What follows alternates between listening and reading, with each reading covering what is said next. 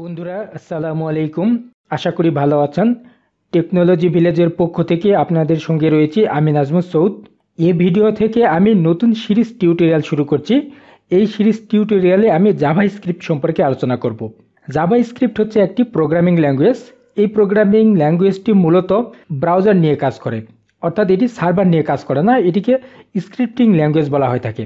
অর্থাৎ যখন আপনারা জাভাস্ক্রিপ্ট নিয়ে কাজ করবেন এটি শুধুমাত্র ব্রাউজারে পরিবর্তন করে, এটি সার্ভারে কোনো পরিবর্তন করতে পারে না। আপনি যদি ওয়েব ডেভেলপার হতে চান তাহলে অবশ্যই আপনাকে জাভাস্ক্রিপ্ট জানতে হবে, এবং জাভাস্ক্রিপ্ট জানার আগে আপনাকে এইচটিএমএল এবং সিএসএস সম্পর্কে জানতে হবে। যখন আপনি জাভাস্ক্রিপ্ট নিয়ে কাজ করবেন তখন এইচটিএমএল নিয়ে কাজ করতে হবে এবং সিএসএস নিয়েও কাজ করতে হবে। জাভাস্ক্রিপ্ট মূলত এইচটিএমএল এ কাজ করে, অর্থাৎ এইচটিএমএল এ বিভিন্ন ধরনের চেঞ্জ করে এবং এইচটিএমএল এ বিভিন্ন কিছু অ্যাড করতে পারে। যেমন আপনি যদি এইচটিএমএল এর অ্যাট্রিবিউট ভ্যালু যদি চেঞ্জ করতে চান তাহলে সেক্ষেত্রে জাভাস্ক্রিপ্ট ব্যবহার করতে পারেন।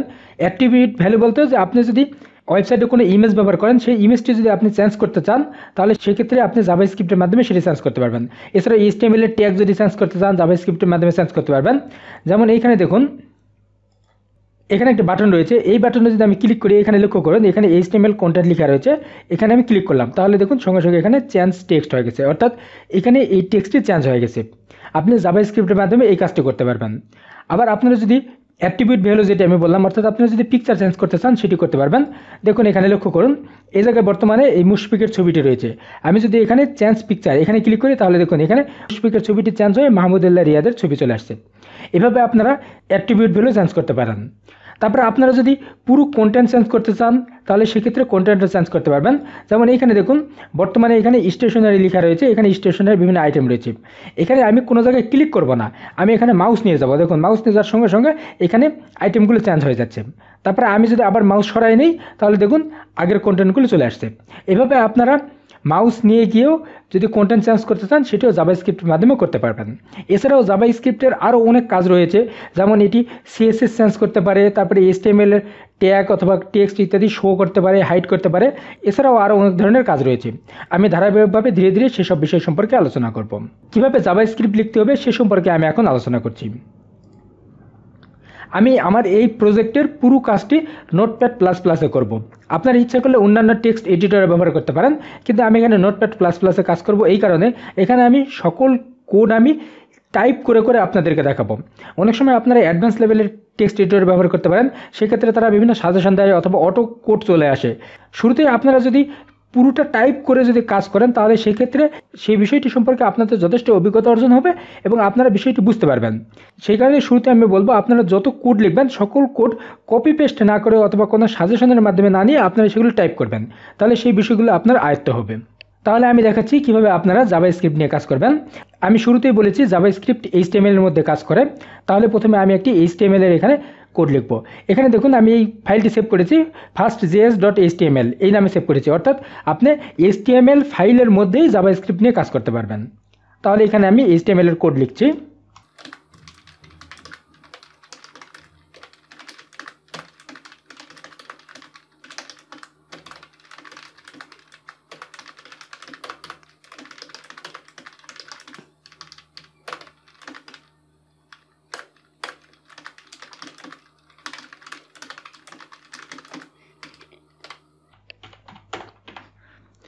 আমাদের এই সকল কাজ আমরা এই বডির মধ্যে লিখব। প্রথমে এখানে আমি একটি পি ট্যাগ নিচ্ছি। এই পির মধ্যে আমি বিভিন্ন ধরনের টেক্সট লিখব। পির আগে আমি আইডি নিচ্ছি, এখানে আমি আইডি দিলাম ডেমো। জাভাস্ক্রিপ্ট সাধারণত তিনভাবে লেখা হয়। যেমন এখানে আমি হেড নিয়েছি, আমি ইচ্ছা করলে এই হেডের মধ্যে জাভাস্ক্রিপ্টের কোড লিখতে পারি। এছাড়াও ইচ্ছা করলে আমি বডির মধ্যেও জাভাস্ক্রিপ্টের কোড লিখতে পারি। এছাড়াও আরেকটি পদ্ধতি রয়েছে, সেটি হচ্ছে আলাদা একটা ফাইলে জাভাস্ক্রিপ্টের সকল কোড লিখে সেই ফাইলটি এখানে লিঙ্ক করে দেওয়া। আপনারা এই তিনটি পদ্ধতির মধ্যে যে কোনো একটি পদ্ধতি অ্যাপ্লাই করতে পারেন। এখানে আমি বডির মধ্যে কাজ করছি।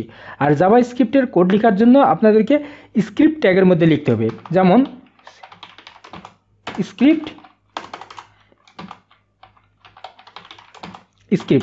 এখানে এই স্ক্রিপ্ট এটা স্টার্টিং ট্যাগ এবং এটি হচ্ছে এন্ডিং ট্যাগ। আপনারা জাভাস্ক্রিপ্টের যত কোড লিখবেন সকল কোড এইখানে স্ক্রিপ্ট ট্যাগের মধ্যে লিখতে হবে। তাহলে এখানে আমি একটি জাভাস্ক্রিপ্টের কিছু কোড লিখছি।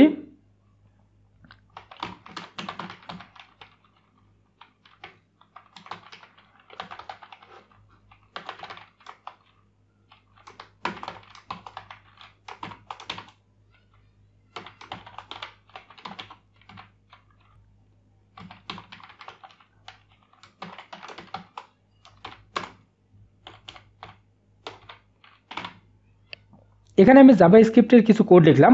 এখানে দেখুন document get element by ID এটা আমি লিখেছি এই কারণে যে আমার এই জাভাস্ক্রিপ্টের যে বিষয়গুলো সেই বিষয়গুলো এখানে যে আমি আইডির নামটি দিচ্ছি এই আইডির মধ্যে এটি পাবলিশড হবে। যেমন এখানে দেখুন আমি এখানে পি ট্যাগ নিয়েছি, পির এখানে আমি আইডি নিয়েছি হচ্ছে ডেমো। এখানে আমি যেহেতু আইডি লিখেছি এই আইডির নামটি এই জায়গায় দিয়ে দিলাম। আর ডট ইনার এইচটিএমএল লিখেছি, অর্থাৎ ইনার এইচটিএমএল এর মাধ্যমে আমি এটা প্রকাশ করব। জাভাস্ক্রিপ্টের কাজগুলো অনেকভাবে প্রকাশ করা যায়, এখানে আমি এইচটিএমএল এর মধ্যে প্রকাশ করছি, সেই কারণে এখানে আমি ইনার এইচটিএমএল লিখলাম। তারপরে এখানে আমি 10 লিখেছি। আমি যদি এই টেক্সটগুলো মুছে দেই, আমি এটা ডিলিট করে দিলাম। তারপরে আমি যদি এই ফাইলটি ওপেন করি, গুগল ক্রোমে গেলাম, এখানে আমার ফাইলটি ওপেন রয়েছে, এটা আমি রিফ্রেশ করছি। দেখুন এখানে আমি রিফ্রেশ করছি, দেখুন এখানে ফার্স্ট জেএস অর্থাৎ আমার এখানে টাইটেলটি এসেছে, কিন্তু এখানে কোনো কিছু শো করছে না। তারপরে আমি যদি আন্ডু করলাম, এটা আমি সেভ দিলাম। তারপরে এখানে গিয়ে আমি এটি রিফ্রেশ করছি, তাহলে দেখুন এখানে 10 শো করছে। 10 শো করছে এই কারণে এইখানে দেখুন আমি এই জায়গায় জাভাস্ক্রিপ্টের মাধ্যমে এখানে লিখেছি, এইখানে যেই আইডিটি রয়েছে এই ডেমো আইডি, এই ডেমো আইডির মধ্যে এখানে সে 10 শো করবে। এখানে দেখুন আমি পি ট্যাগ নিয়েছি, পি ট্যাগের মধ্যে কিন্তু কোনো টেক্সট আমি এখানে নেই নাই, তারপরে এখানে 10 শো করছে। আমি যদি এই জায়গায় কোনো টেক্সট নেই, যেমন এখানে আমি লিখছি 20, তারপরে আমি এটি রিফ্রেশ করছি, দেখুন এখানে 10 শো করছে। তারপরে আমি যদি এটি মুছে দেই, আমি স্ক্রিপ্টে মুছে দিচ্ছি, তাহলে দেখুন এখানে 20 শো করছে। যখনই এখানে আমি জাভাস্ক্রিপ্টের কোড নিচ্ছি, কোড নিয়ে এখানে 10 বলছি, তখনই কিন্তু এই জায়গায় 20টি রিপ্লেস হয়ে এখানে 10 হয়ে যাচ্ছে। অর্থাৎ জাভাস্ক্রিপ্ট এখানে আমার এইচটিএমএল এর ভিতরে পি ট্যাগের মধ্যে এখানে যে টেক্সটটি ছিল সেই টেক্সটটি চেঞ্জ করে দিচ্ছে। এভাবে জাভাস্ক্রিপ্ট এইচটিএমএল এর টেক্সট চেঞ্জ করতে পারে। এটি হচ্ছে জাভাস্ক্রিপ্টের কোড লেখার বেসিক স্ট্রাকচার। এখন আমি জাভাস্ক্রিপ্টের স্টেটমেন্ট সম্পর্কে আলোচনা করছি। আপনারা জাভাস্ক্রিপ্টের যদি কোনো একটি কোড লেখেন, সেই কোডটি একটা করে স্টেটমেন্ট। যেমন এখানে আমি এই কোডটি লিখেছি, এই কোডটি একটি স্টেটমেন্ট, এবং প্রত্যেকটা স্টেটমেন্টের পরে এইভাবে একটি সেমিকোলন দিতে হবে। যদি আপনারা প্রত্যেকটি স্টেটমেন্টের পরে এইভাবে সেমিকোলন না দেন, তাহলে সেক্ষেত্রে আপনাদের এখানে কোড কাজ করবে না এবং সেটি এরর মেসেজ দেখাবে। যেমন এখানে আমি var লিখছি x = 10, এখানে আমি var x = 10 লিখলাম, এটি একটি হচ্ছে স্টেটমেন্ট। এখানে আমি কোলন দিয়েছি এবং তারপরে পরের লাইনটি এখানে আমি লিখেছি। এভাবে আপনারা যখন একটি স্টেটমেন্ট লিখবেন তখন স্টেটমেন্টের শেষে এভাবে কোলন দিবেন। এখন আমি আলোচনা করছি কিভাবে আপনারা জাভাস্ক্রিপ্টে কমেন্ট লিখবেন। জাভাস্ক্রিপ্টের কমেন্টের বিষয়টি হচ্ছে আপনারা কোডের মধ্যে কোনো টেক্সট লিখবেন, কিন্তু সেই টেক্সটটি এক্সিকিউট হবে না, অর্থাৎ সেই টেক্সটটি কোনো কাজ করবে না। যেমন এইখানে দেখুন আমি এখানে var x = 10 লিখেছি। যেমন এটি যদি আমি কমেন্টের মধ্যে লিখতে চাই, আপনারা যদি একটি লাইন যদি কমেন্টের মধ্যে রাখতে চান, তাহলে সেই লাইনের আগে 2টি ব্যাকস্ল্যাশ দেবেন, তাহলেই সেটি কমেন্টের মধ্যে চলে যাবে। যেমন এখানে যখন আমি ব্যাকস্ল্যাশ দিলাম তখন দেখুন এটির কালারটি চেঞ্জ হয়ে গেছে, অর্থাৎ এটি কমেন্টের মধ্যে চলে গেছে। যেমন এখানে দেখুন আমি এখানে এই লাইনটি লিখেছি, আমি এই লাইনটি যদি কমেন্টের মধ্যে রাখতে চাই, তাহলে সেক্ষেত্রে এখানে আমি ব্যাকস্ল্যাশ দিলাম, আমি এটি মুছে দিচ্ছি, আমি এটি রিফ্রেশ করছি, তাহলে দেখুন এখানে কোনো কিছু শো করছে না। তার কারণটি হচ্ছে এই লাইনটি বর্তমানে কমেন্টের মধ্যে চলে গেছে। আপনারা যদি একাধিক লাইন কমেন্টের মধ্যে দিতে চান, তাহলে সেই ক্ষেত্রে প্রথমে একটি ব্যাকস্ল্যাশ দেবেন, তারপরে স্টার চিহ্ন দেবেন, তারপরে যেই লাইনে কমেন্ট শেষ করবেন তারপরে একটি স্টার চিহ্ন দেবেন এবং ব্যাকস্ল্যাশ দেবেন। যেমন এখানে আমি কিছু টেক্সট নিচ্ছি, var = 10 আর b = 5। বর্তমানে এই দুটি টেক্সট এখানে কমেন্ট আকারে আছে, অর্থাৎ এই টেক্সটির কাজ এখানে এক্সিকিউট হবে না। কমেন্ট করবেন আপনার এই কারণে যে কোনো একটি বিষয় আপনাদেরকে নোট করে রাখার প্রয়োজন হতে পারে, পরবর্তীতে আপনারা হয়তো সেইটি নিয়ে কাজ করবেন, তাহলে সেক্ষেত্রে আপনারা কমেন্টের এই অপশনটি ব্যবহার করবেন। যেমন এখানে আমি 10 লিখেছি, এই জায়গায় যদি আমি এখানে 5 + 2 লিখি এবং এখানে আমি একটু কমেন্ট করে রাখছি যোগ করবে, এটি আমি লিখে দিলাম, তাহলে এই কমেন্ট দেখে আমরা পরবর্তীতে বুঝতে পারবো যে এই কোডের মাধ্যমে কি কাজ করা হয়েছে। এভাবে আপনারা কমেন্ট করে করে আপনাদের কাজগুলো করতে পারেন, তাহলে পরবর্তীতে আপনাদের কোড বুঝতে সুবিধা হবে। তারপরে জাভাস্ক্রিপ্ট সম্পর্কে আরেকটি বিষয় বলছি, সেটা হচ্ছে জাভাস্ক্রিপ্ট সাধারণত কেস সেন্সিটিভ, অর্থাৎ আপনাদের যে টেক্সটগুলো দিবেন সেই টেক্সটগুলো সবসময় একই ধরনের কেস রাখতে হবে। যেমন আপনারা যদি এখানে var name = সৌদ আমি লিখলাম এবং পরবর্তীতে এখানে আমি যদি এখানে স্মল লেটারে আমি সবগুলো লিখেছি, আমি যদি এখানে ক্যাপিটাল লেটারে লিখি তাহলে এটির মান এবং এটির মান হচ্ছে আলাদা, অর্থাৎ প্রথমে আপনারা যেই কেস নেবেন পরবর্তীতে সেই কেসই আপনাদেরকে ব্যবহার করতে হবে। অর্থাৎ ক্যাপিটাল লেটারে লিখলে ক্যাপিটাল লেটার ব্যবহার করতে হবে পরবর্তীতে, এবং স্মল লেটার লিখলে স্মল লেটারে পরবর্তীতে ব্যবহার করতে হবে। এ সম্পর্কে আমি পরবর্তীতে আরও বিস্তারিত আলোচনা করব।